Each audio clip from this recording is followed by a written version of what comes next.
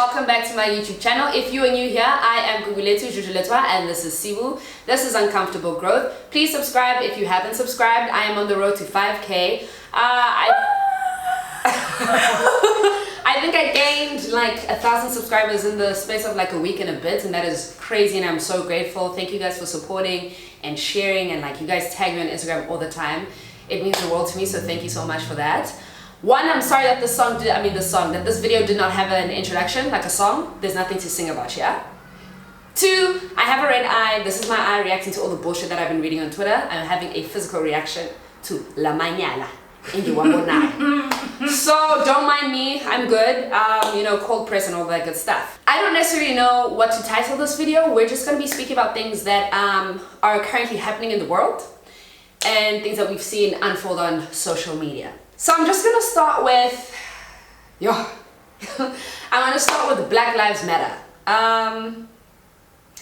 It's obviously just very disappointing to me that I have to sit in front of a camera and almost explain why, you know, just because we say Black Lives Matter doesn't mean that we're saying that other races' lives don't matter. But I don't know if you guys have seen the TikTok, like one house is on fire, one is not. You know what I mean? You're gonna go to the house that's on fire and handle that because those people are about to die. They are in danger. Whereas the people who are chilling in the other house, you have your own problems. And we're not saying that those problems aren't real.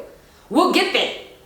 Cool, there may be problems inside that house, but your problem is not being on fire. Yeah. So I'm going to direct my water to the house that's on fire. One direction. So please. Black Lives Matter, because we say that because Black lives have not mattered for a very long time. I still don't necessarily think they do. You know, I don't think white people think they do. They treat black people, I mean, guys, we're very disposable. The other day on Twitter, I quoted something and I was like, Emma, I can't remember what I said, but I was like, yeah, they treat us like animals. And it was like, yeah. And then someone responded, they were like, babes, they do not. They don't treat us like animals because they have respect for animals. And I said, oh, what's that? Facts. America has a history of police brutality, and Twitter has brought to our attention that that also happens in South Africa. So we're trying to what's the word? We're trying to support Americans and show that solidarity. Thank you. We're trying to show solidarity, as well as fight our own battles and make sure that the people who lost their lives at the hands of police brutality in South Africa, that their names are said and that something is done about that. Just had a thought. I think we're a lot less aware of police brutality in South Africa, and I think I'm starting to think more and more that it's not that it happens less, we're just less aware of it. I think that, like, regardless of the fact that we live in a country that is majority black, we still live in a racist, everything's just racist. Everything is racist. Everything and even to black police officers, black bodies are still disposable. By the way, fuck the police. Police, just as a body, as an organization, not good. I think that police brutality disproportionately affects like black and low income people. Yeah. As happened with Collins Koza, as happened with Marikana. And I think as South Africans, we all just need to start paying more attention and shouting people's names louder. Naturally, I think we're sidetracked, you know, just because police brutality is such a big thing in America, that like when it comes onto our timeline, we're like, and it's actually overshadowing the things that are happening in our country. But like Sibu said, we're just not aware of it. It doesn't happen less. We just aren't talking about it enough, and we need to start having that conversation because it's not on our watch. Not on our watch. So with that being said, if you obviously understand that Black Lives Matter, I almost feel like you can't support one like movement and not the other, because if you understand why police brutality is wrong, you'd understand why xenophobia is wrong. You know, if you understand why xenophobia is wrong, you understand why it is imperative that we support the trans community. All of these things are interlinked to me. So it's also like, I understand that as people, you're naturally going to gravitate or sympathize with the situation that you relate to, right? But that's not how life works. Certain people go through different things, and just because something doesn't affect you doesn't mean you get to not speak about it or not fight for those people's rights. My friend's dad said something to me years ago that I've repeated. It's so funny. He said this in like high school and I've been repeating it ever since because it's still relevant. Yeah. And we were speaking about, it was a conversation about like how black people can be homophobic and transphobic and just like you understand oppression, so why would you ever oppress someone else? Yeah. And he said black people were not against oppression, they were against being oppressed. And I think that's the main problem here, is that like, way too long, but I got it. People are not against oppression as a concept, they're just against being the ones who are oppressed. It's like, I'm black, so I'm going to fight against racism, but because you're not transgender, all of a sudden that has nothing to do with you. It's tickets when black trans people are being killed. Which also then ties in so nicely into like what we've been seeing on the timeline as of late. So cool, Black Lives Matter, police brutality. As the black community, kudos to us. I've seen us stand together, show up and show out. I've seen us do a lot, and I'm so proud of that. But within the black community, our problems, our challenges are not the same as men and women. And as a black woman in South Africa, we face the problem, or South Africa faces the problem of, how do I say it? South Africa has one of the highest what? Rates of... Thank you, rates of gender-based violence and rape in the world, right? So this is obviously a problem that predominantly affects women. So again, I'm seeing women come to the forefront, I'm seeing us make a noise, but black men are quiet because it no longer affects you personally.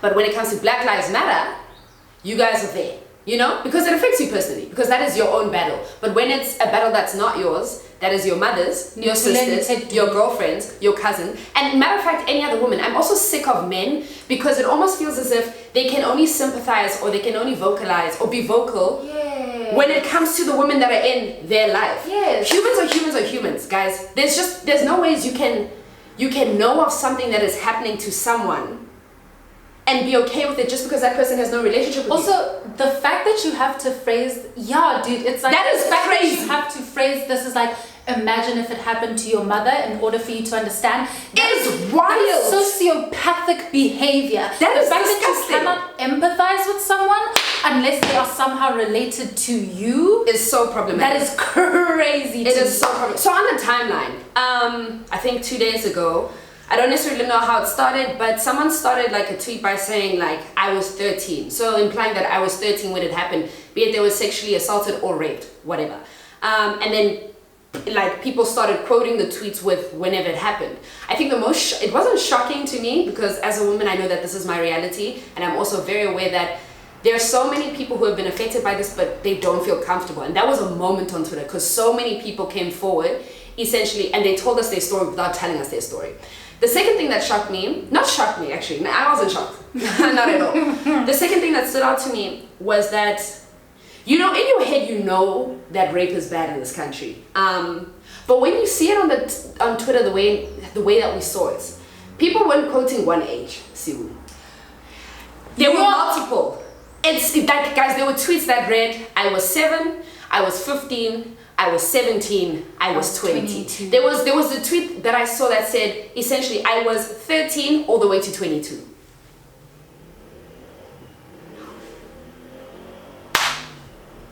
Guys, how... Also, to all the like men who are just like so shocked that so many women have been through this, what's shocking? What is shocking? Also, the first time we spoke, like what? Like I don't get what is shocking. This all the time, and like also I think we need to remember like sexual assault is not limited only to like straight up penetration or like penetrative rape. Like thinking about it, I don't know if there's a single woman, or at least I don't know a single woman who can say that they haven't been sexually assaulted in any way. Like you know, someone said to me, a friend of mine, okay, actually not a friend, but like he messaged me and he was like, it's really crazy, you know. I was on the timeline and I saw people who I have relationships with, like friendships with, come out and I didn't know. And I was like, reality is, I don't necessarily think that there's a woman in your life who has not experienced some sort of sexual assault. Guys, do you hear what we're saying? Like, is that not terrifying? Is that not heartbreaking? And obviously as women, we responded well to it. We supported each other, you know what I mean? But then there were obviously men who tweeted things like, there's a pandemic. I don't know why you guys are off course. Black Lives Matter, because obviously that relates to them and not, you know, they can't necessarily relate to rape, even though there have been men who have been raped and they themselves came out. People were saying things like, it happened such a long time ago, why would you speak up about it now? People were saying things, guys. Oh, people were saying things like, why didn't you go to the police? The police that were fighting, I beg. Fuck the police, fuck the police. And then when it's time for rape victims to speak, all of a sudden, go talk to the police. Go talk to those very people that were fighting right now that I myself have a problem with. Make your problem theirs, but not mine. Because I don't want to check my voice. Because I don't want to have conversations. Like, I also want to make sure, like, I want people to understand that being sexually assaulted or raped is traumatizing. And you have the right to deal with that however which way is the most comfortable to you. Some people speak about it the day it happens. Some people speak about it 10 years later. Some people never speak about it. Guys, can I also please just say that memory loss is a symptom of PTSD. Trauma. Of trauma. If something happens to you that is traumatic, there's a very good chance that your brain is going to try to block that out so you don't have to constantly relive it. And that's valid too. And that is valid. Very valid. I'm actually thinking about a very particular situation on the timeline. She came out with a story and she literally said that I was so traumatized, I blocked it out of my mind and I continued to interact with that person because I didn't want to believe it happened. Guys, when things like this happen, you are in denial for a very long time. It's very hard for you to sit and be like, wow, I'm one of the numbers, like that happened to me. Long story short, so he comes out, because, you know, she created a thread. He comes out and he says something along the lines of like, how can you not remember? How can't you remember something so significant in your life? How can you, like, why'd you rape her? Like, why'd you do that? Like, why? How can you rape someone? How do you do that? Guys, there is no manual as to how to deal with something like that. People need to do so at their own pace. Women who are actually victims often don't speak up. Their experiences are invalidated. Their feelings are invalidated. So you think you want to die with that. And it's such a shameful thing. I can tell you now that when something like that happens to you, there's just the process is back. Like, you start off with being in denial. You then think about, like, what did I do to put myself in that situation? Or, like, was there something that I did that made him think that I wanted to do this? You then go through sadness. Guys, yeah. The Buhlungs don't pal. The Buhlungs don't pal. Also, I think, like, the whole situation, like, men's silence is pissing me off so much, again, because as black women, we show up and we show out every single time. And in the same manner that black bodies are disposable, black female bodies and black femme bodies disposable-er. And like, no, like, we're laughing, but it's not funny. Like, because that's exactly it. For some reason, men, and especially black men, are so, like, okay with the idea of black femme bodies being like the foot soldiers. Yes. in their liberation. Guys, I saw a tweet that said black women are going to be the people that bring about the change. My nigga, are you? I'm tired with the struggles we have already. I'm tired. Every day is a battle. Tired of bringing about every change. Part of us is essentially hated. Like, we're attacked for being black, we're attacked for being women. Now imagine if you identify as being transgender. Imagine that. Like, guys, how much, like, you guys, I think I'm at a loss for words, because I actually just I can't believe what it's come to. Like, I can't believe how some people think. I can't believe how. Also, guys, like, at this stage, like, personally, I've had it up to here with the bullshit. I have no patience. I have no, like, ignorance is not an excuse. Ignorance is not an excuse. There's no educate us, teach us, There's none Go of that. to fucking Google and read. Guys, if you're really about it. Not even to be weird, we're still within a lockdown. Like, cool, certain things are open, but you're still at home, most likely. You have nothing else to do with You have your nothing time. else to do. Like, when you take a study break, cool, go do that. Also, I'm thinking about, a friend of ours put something on Instagram, and she basically was saying that it's really crazy because when we look back to last year, when we were fighting against gender-based violence, there were so many white girls who were with us, right? Because again, that was a struggle that they identified with. So they were present. And then it was Black Lives Matter. And then all of a sudden, the same people that were making the same noise with us are nowhere to be seen. What's that about? What is that about? What is that about, Karen? Like, what is your problem? I don't... Yeah, guys, yeah. I think that this is just a very hard time. You know, I was about to say it's a very, like, tough time to be black, but, like, when has it been easy? I was about to say it's a very tough time to be a woman, but, like, when has that been easy? Yeah, fuck the police. To anyone who has been sexually assaulted or raped, we believe you. We believe you. We love you. And we're so sorry that you had to go through that. And if ever any of you like want to have a conversation with me in the DMs, like, you guys know that my DMs are open, like, all the time. I know that this time has been very triggering for us. Like, I'm in such a weird place because last night you've been cool. Yeah? Last night, like, cool, I was on the timeline. It's also, like, I want to take a break from social media, but I feel like there's so much happening every day. And I can't miss out on that information. It's like I can't afford... Like, my mental health needs me to take a break. But I can't. But at the same time, I want to stay informed. And there's so much happening that if I, like, log off for one day, I'm going to miss out on... Do you know what's so interesting? That men haven't been on the timeline. They see rape, and then they log out. They say... Because, because they don't need to hear it. They don't. So I'm in a weird place because I obviously want to be on social media, but I don't. And like last night, I was trying to go to bed and my thoughts were just running wild. Like, I didn't even know where to focus. Like, I was thinking about one thing and then it was the other and then it was the other. And then, you know, you're sleeping. So I'm going to go on Twitter. What else am I going to do? And then I'm triggered again. Guys, today in the morning, I'm on my phone, I'm scrolling, you know, chill stuff. Friend texts me that hey friend, how are you? Just checking on you, like, how have you been feeling? I hope you've been sleeping. Did the tears not immediately say Papa? Yeah. Yes. Also, I'm very shocked I didn't cry in this video. Same. That's growth. That's not growth. That's not growth. But that is not growth. Inside and numb.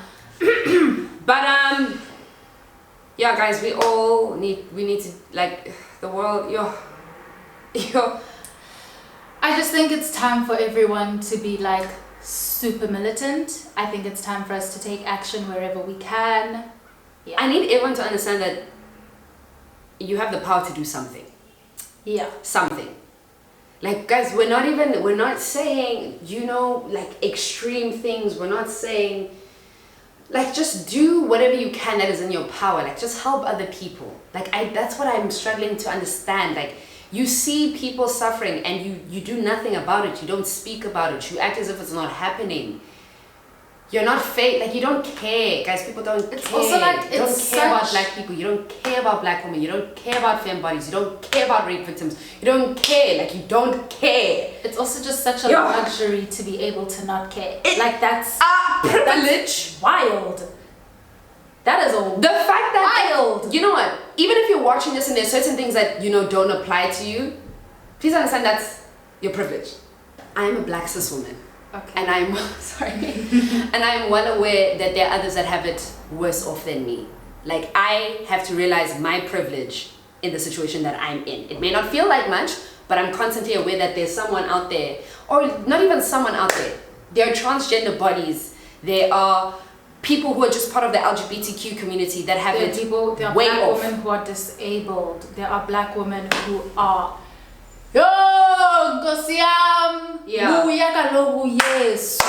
I'm gonna end it here. This is just what's been on our hearts. So to, like, wrap it up, Black Lives Matter. Fuck the police. Speak the fuck up. Do something. Yeah. That is. And fuck the police again. No, and like, hear me no, like, fuck the police. No, fuck the police. Like, I didn't stutter, fuck the police. Hope you guys are good. Bye.